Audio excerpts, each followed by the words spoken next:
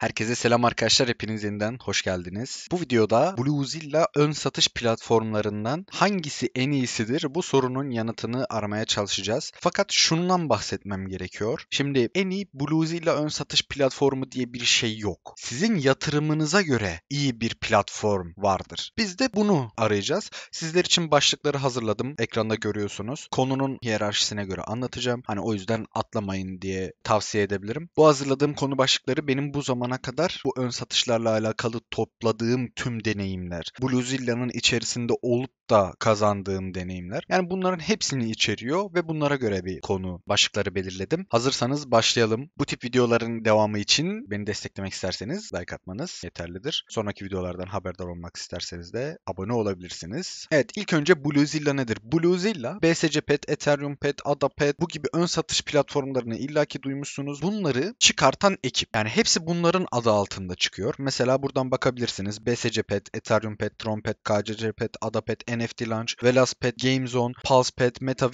Pet, Dot Pet, Poly Pet. Bunları zaten hepsini anlatacağız. Sıkıntı yok. İşte bu ön satış platformlarının tamamında olan ekip Bluezilla ekibi. Burada da zaten Twitter'larını görüyorsunuz. 370 bin takipçileri var. Buradan Twitter'larını inceleyebilirsiniz. Sürekli burada duyuruları paylaşıyorlar zaten. Aynı zamanda Telegram'larını vesaire de genelde gelip böyle sitenin en altına çekiyorsunuz. Burada işte ulaşabileceğiniz yerler var. Bluezilla bu. Sonraki başlığımız Dotpet ön satış. Evet, şimdi az önce söylediğim gibi bu bahsettiğim ön satış platformları var. Bunlardan sonra da en son Dotpet'i çıkartacaklar. Yani en son MetaVPet çıktı. Ondan önce de Pulsepet ve Velaspet çıkmıştı. Bundan sonraki gelecek satış Dotpet. Şimdi Dotpet'in sitesi bu şekilde. ETHPet, BSCPet diyoruz ya. Binance Smart Chain'in ekibi bunun ekibiyle aynı değil. Tamam mı? Ya da Ethereum Pet. Ethereum'u işte Vitalik bunun arkasında olan bir şey değil. Aslında öğrenmeniz lazım. İşte Ethereum Pet yapılıyor. Ya da işte ne bileyim bir ön satış platformuna iniyorsunuz aşağıya. İşte Ethereum destekliyor. Arkadaşım Ethereum'un ağı destekliyor. Ethereum ağında çalışıyor. Ethereum'un ekibi burada değil. O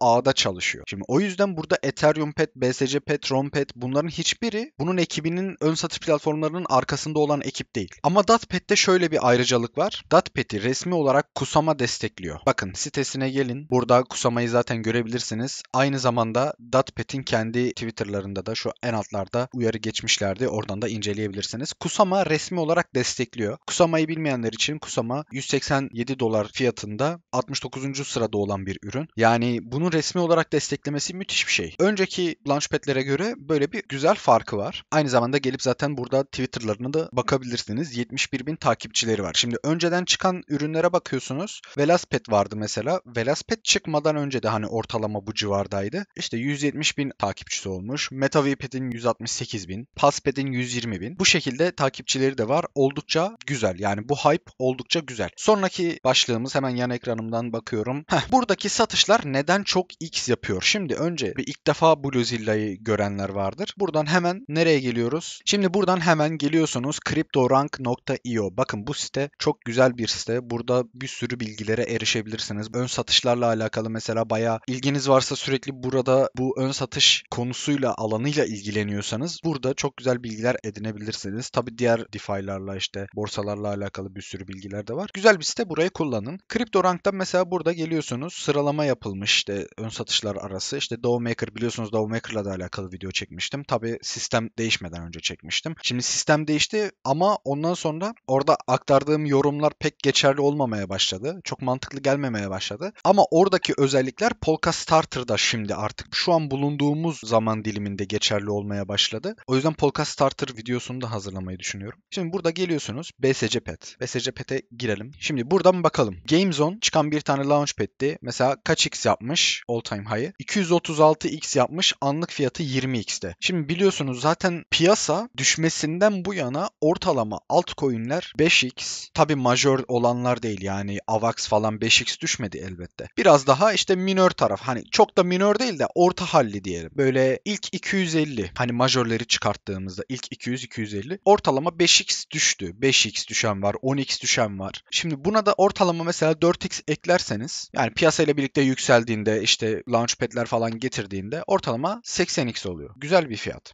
Ondan sonra mesela burada gelip inceleyebilirsiniz. NFT Launch'a bakalım. 317x yapmış ve 35x'te anlık olarak. Hani gelip bu şekilde inceleyebilirsiniz. O yüzden Dotpet'in de ortalama olarak bu civarda, hatta bu civar biraz az kalır. Çünkü biliyorsunuz en son MetaVPet vesaire yapılmıştı. MetaVPet var mı burada? MetaVPet yok. MetaVPet 1200x'e kadar çıktı. Tabii 2-3 farklı ağda satışı yapıldı. Hem Ethereum'da yapılmıştı hem Binance Smart Chain'de yapılmıştı. Binance Smart Chain'deki 700x falan görmüştü. Ethereum'daki 1200x falan görmüştü. Yani buradaki verilere bakarak projeyi alıyorsunuz. TG'de belli bir miktar veriliyor. %10 artık projeden projeye değişiyor. Ondan sonra süreye göre tokenlarınız açılıyor. Yani ortalama buradaki verilere de bakarak hani buradan aldığınız 50 dolarlık bir alımın, yani satıyorsunuz, böyle kademeli satıyorsunuz. Ortalama 100 ya da 150x civarında sattığınızı düşünelim. İşte ne oldu? Proje listelendi, hype yaşandı, 500x'e çıktı. Ondan sonra vesting süresi var. O vesting süresi boyunca piyasayla birlikte hareket etti. Fiyatı düştü, çıktı. Ondan sonra Launchpad satış getirdi ya da getiremedi. Bu şekilde bir fiyatladı. Yani ortalama sonuç olarak 120x'te falan sattığınızı düşünelim. Yani 50 dolarlık bir alım hakkını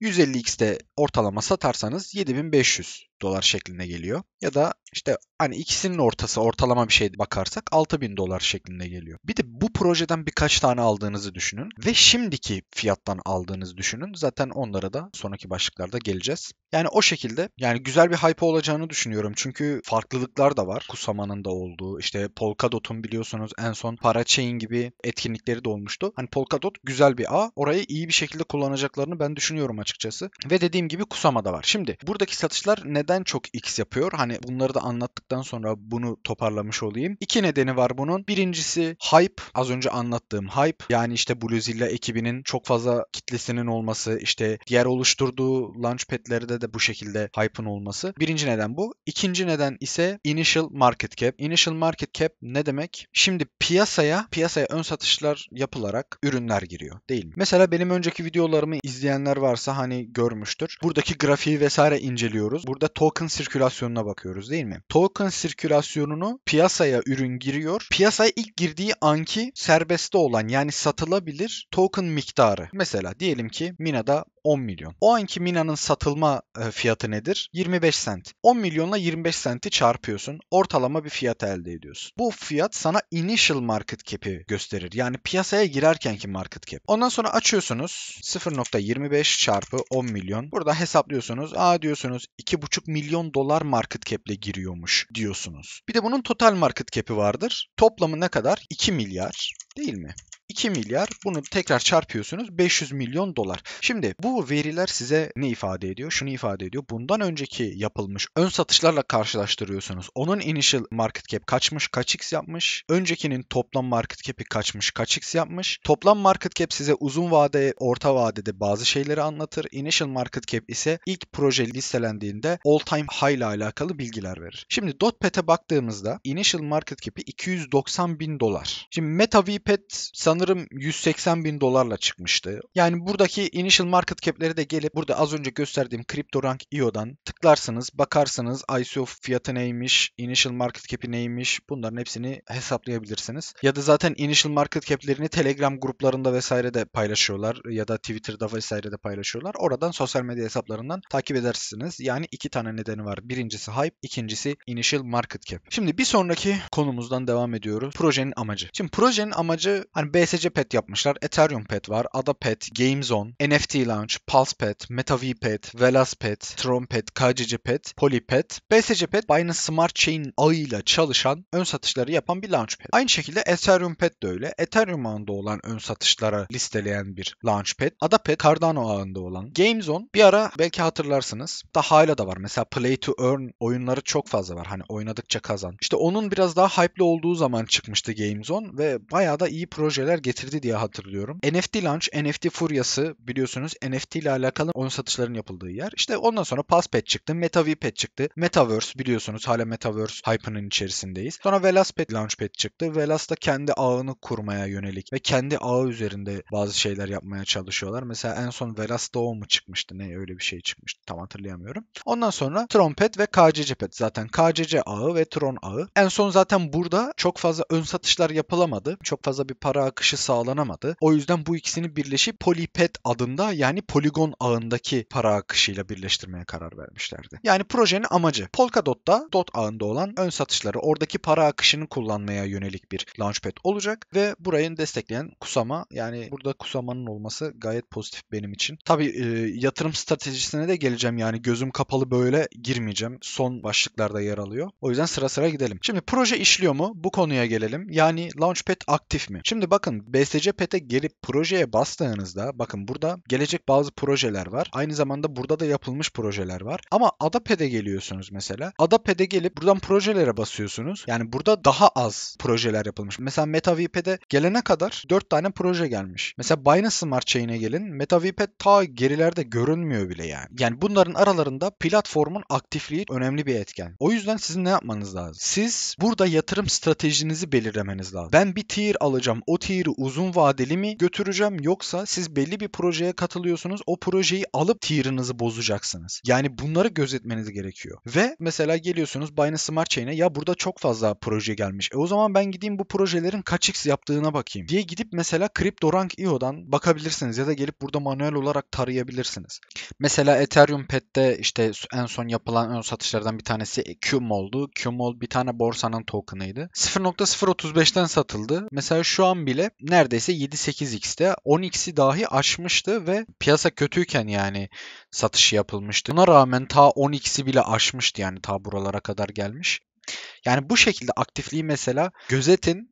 Ona göre bir tier sahibi olun. Hani kararınızı önceden verin. Ben diğer projelere de katılırım şeklinde mi düşünüyorsunuz, yoksa belli başlı projeler var sadece onlara mı katılacaksınız? Bu şekilde launchpad'lerin aktifliğini taratın, stratejinize göre uyarlayın. Şimdi bu söylediğim biraz daha havada kalıyor ama sonraki başlıklara devam ettiğimde bunlar biraz daha sizde oturaklı olacak. Hazır bu başlıktayken mesela NFT launch'a bakalım. Open App diyoruz. Mesela burada görebiliyorsunuz. Sayılı yani. Anlatabildim mi? Hani bunlara göre yatırım stratejinize göre karar vereceksiniz. Karar vermelerinizdeki etkenlerden bir tanesi bu. Proje işliyor mu? Yani Launchpad, bu platform işliyor mu? İşliyorsa ne kadar aktif? Sonraki başlığımız vesting, kilit açma. Bu NFT Launch'ın, Adapad'in vesaire bir fiyatı var. Değil mi? Bakın. Adapad 0.075. Mesela NFT Launch 0.05. Şimdi bunların vesting süresi var. Şimdi Ethereum Pad, Adapad, bunlarda bir ön satışı yapıldı ya sonuçta. Hani mesela bakın Velaspad burada, GameZone burada. Tıklıyorsunuz buraya. Your allocation kısmında yazması lazım. Burada tabii ben almadığım ve bağlamadığım için